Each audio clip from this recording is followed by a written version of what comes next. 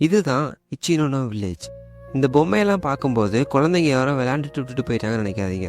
குழந்தைங்களே இல்லாத ஊரில் அவங்க லோன்லினஸையும் ஏக்கத்தையும் ஃபுல்ஃபில் பண்ணுறதுக்காக செஞ்சு வச்ச பொம்மை தான் இது. ஜப்பானில் இருக்கிற ஒரு அழகான ஊர் தான் இச்சினோனோ. ஒரு காலத்தில் குழந்தைங்களோட சிரிப்பு சத்தமும் விளையாட்டு சத்தமும் நிரம்பி இருந்த ஊர் இப்போ சைலண்ட்டாக இருக்குது. அங்கே இருந்த பீப்புள்ஸ்க்கு வயசாகிருச்சு. அவங்க பசங்க எல்லாம் வேலை தேடி வேற ஒரு ஊருக்கு போய் செட்டில் ஆகிட்டாங்க. ஒரு வீடாக காலியாக ஆரம்பிச்சிது. ஸோ அந்த எம்டினஸை ஃபில் பண்ணுறதுக்கு பொம்மை செய்ய ஆரம்பித்தாங்க. அட்லீஸ்ட் அந்த பொம்மை சிரிக்கிறத பார்க்கலாம்னு. இன்னும் சில பேர்லாம் அந்த பொம்மைங்க டேக் கேர் பண்ணி அதை கூட பேசி விளையாண்டுட்டு இருப்பாங்க. இதை பார்க்கும்போது எனக்கு மிஸ்டர் வின் தான் ஞாபகம் வந்துச்சு.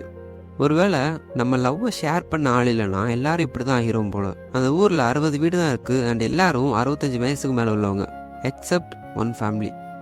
அண்ட் அவங்களுக்கு ஒரு குழந்தை உண்டு. அந்த ஊரில் லாஸ்ட் 20 வருஷத்தில் பிறந்த ஒரே குழந்தை. ஸோ அந்த ஊர் மறுபடியும் பழைய மாதிரி ஆகுங்கிறதுக்கு இருக்கிற லாஸ்ட் ஹோப்.